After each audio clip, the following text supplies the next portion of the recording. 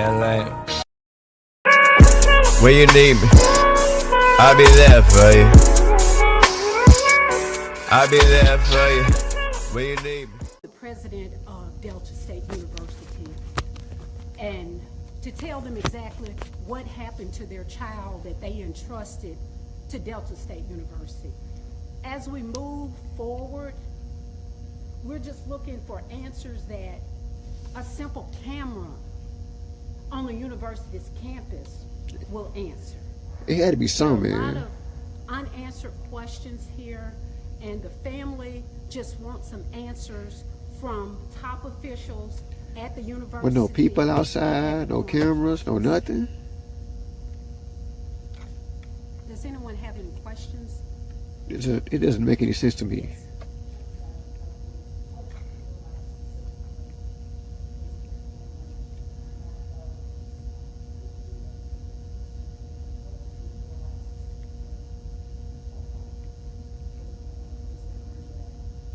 Well, at this point,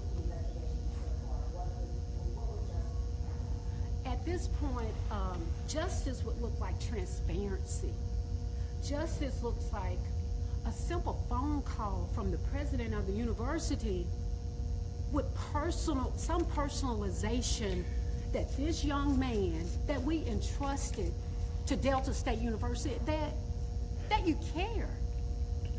Like they're trying to sweep it under the rug, man. It would feel like. Yes. Saying it was self-harm, I don't think so, dog.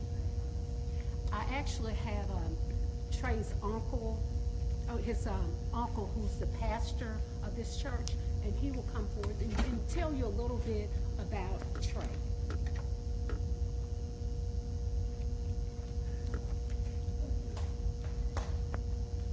More insights from the family. Living Faith Miracle Temple Church of God in Christ here in the city of Grenada, and on behalf of Bolivar Reed, and whom would be my nephew, right? And who I've been knowing for. Let me get one of my mic. Well, that'd be good. Use these here. Whom I've been knowing for a very long time. He graduated here. I believe it might have been 2 years ago, or maybe going on 3 years. I just know something happened, bro. He usually come here, most every other Sunday he would be here to attend the church here. And he was one of the type of young men that he was very obedient. And when I talk to him, I always tell him, he always tell me that he had a plan for his life. And many things he want. One thing he said he wanted to be a truck driver. He wanted to go to college, he wanted to be a truck driver, because that's what I once were for nearly 30 years. And that's what he wanted to be. And he would come here laughing, so joyful, a happy young man. And right now we are, along with the family here, the Reed family, we just want answers. We just really want answers. Yeah, you should get. A young man like that, he wasn't a street young man. You know, sometimes we got people that in the streets and this and that. He wasn't that type of person. He didn't do any of those things. So that's why we are so concerned about what's going on. We're getting mixed information. We're hearing everything on the media. So we just want the truth. That's all we're looking for. Because he was a young man, I really loved it. And so right now, that's what we're looking for. I thank the Lord for my niece. Thank God for her and all of my relatives that are here on today. So that's about all I have to say right now. I thank you so much for your support and finding out, just bringing the truth to the light. That's what we're looking for. Thank you.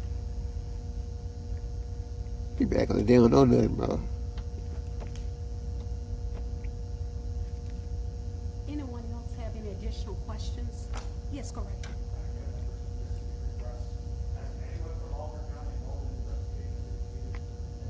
No, they have not. No, they have not. And that's one of the reasons for the urgency of this press conference, because the family is getting all of their information secondhand through the news. And that's messed up, man. Stop today. It will. That's ridiculous, bro. And the officials from Delta State University. That should be the first ones to find out The everything. coroner's office, you will communicate directly with this family and not through the media. And we won't answer. They probably don't even want the information on the media, And dog. we're going to launch our own independent investigation. At least before they know to it. get those answers if Delta State University won't cooperate with us, if the local coroner's office won't cooperate with us, and hopefully the state coroner's office will cooperate, and so that this family just will not just, this happened yesterday, February the 15th, 2025. The media knew about Trey's death before the family did. Now, That's what sad, man. justice, what right would you communicate with the media prior to communicating with this family as if this young man's life meant nothing? But moving forward ahead, we will seek answers independently from Delta State University and from the coroner's office, and if need be, independent from the state coroner's office, because we need answers as to what happened to Treyreed, where there should have been cameras at the university that could easily enlighten us as to what happened in the early mornings of September 15th of 2025. That's easy. A lot of the questions that we have, the answers should be quite easy to answer.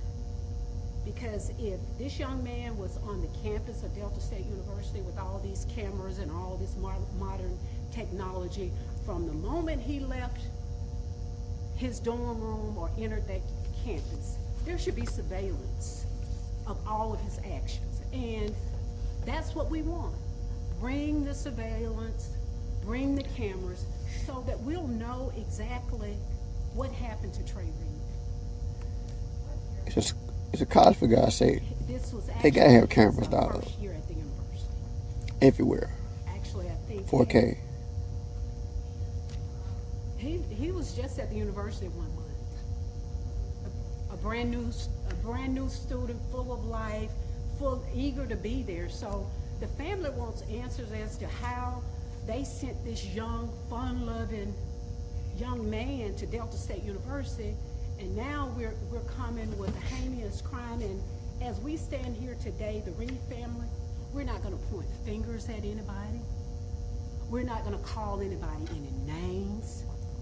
All we want is answers from technology. That's all we want, and then we can go to a different narrative. But right now, we're here, the family is grieving. And somebody had to see something, and bro. we don't want to point fingers at anyone. So as soon as the cameras and the surveillance comes available, we can have a talk. But with no cameras, no official report from the state coroner's office, how do you come up with actually what was the cause of Trey Reed's death? And we won't point the finger that someone's trying to control the narrative here, because technology and cameras will answer all the questions that all of us have.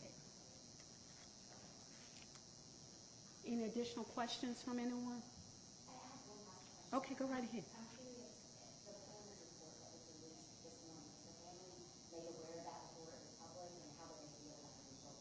The family was not aware of the coroner's report prior to it being released, and at this point, we're not going to get into constitutional violations, because that's not what this family is about.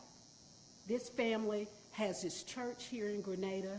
They're pillars of our local society, and we're not here to point fingers yet, but we will have answers.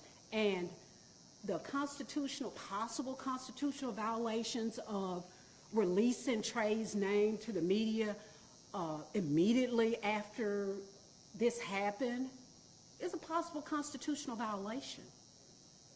And we will get to that. We will get to that. But for now, the family is asking for answers as to what happened to Trey Reed on the campus of Delta State University, which should have all forms of cameras and surveillance to answer these questions that this family has. You don't mind me asking,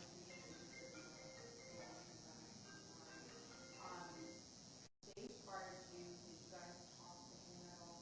Like, how did it seem like?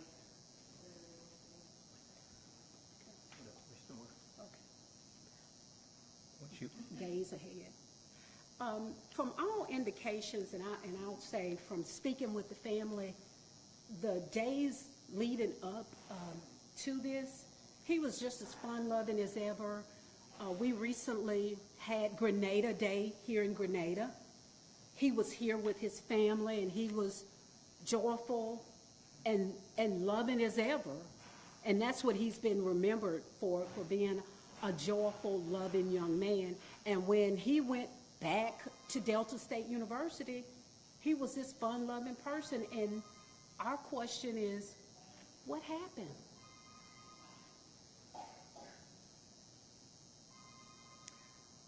If there are no additional questions, thank you all for coming.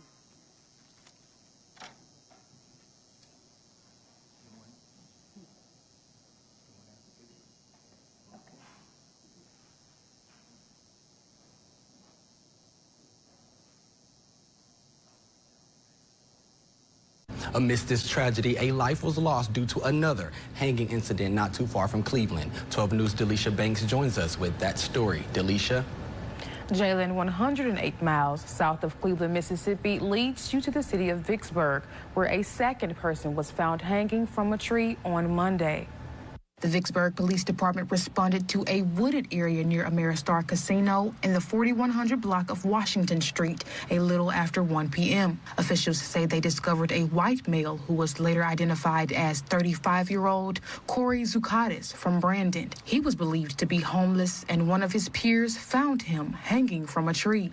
He was homeless, but that particular area over there has become somewhat of a haven for homeless people. We also understand that the reason he was in Vicksburg, he's actually from Brandon, but the reason he was in Vicksburg is because he had recently participated in the River Rescue Mission, a part of their dependency program. Now, other than that, that's all we know. Again, our hearts and sympathy go out to the family. But we did make that death notification, and they are aware of it. They were aware that he was homeless. And it's just something that, another one of those things that we have to deal with, not only in the city of Vicksburg, but in the state of Mississippi. Investigators detect no foul play with the death of Zucatis. His body was sent to the state crime lab for further examination. 1st District Illinois Congressman Jonathan L. Jackson, son of civil rights activist Jesse Jackson, spoke out Tuesday on behalf of what he calls lynching incidents in Mississippi. During his speech at the House of Representatives, he demanded a federal investigation be conducted by the DOJ to ensure justice and transparency. Congressman Jackson says, quote, "The echoes of these losses reach deep into our nation's history, a painful reminder that the shadows of racial violence and exclusion have not yet left us," end quote. This matter is still under investigation. Be sure to stay with 12 News as more details become available. In my opinion, they saving face, you know what I'm saying? Something happened to them for real. But they're holding out, man. I know something happened to them, man. But we're gonna keep looking at everything as the news come out and see if something happened. I'm gonna keep on checking for updates, but like, comment, share, and subscribe, dog. I'm out.